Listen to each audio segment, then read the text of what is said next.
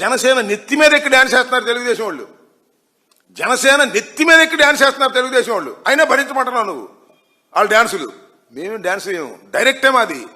మేము మీతో పోరాటం, మీతో రాజకీయ విమర్శ, రాజకీయ ఎత్తుగడలు, రాజకీయంగా ప్రత్యర్థులు. మీరు మీరు మీరు మిత్రులు.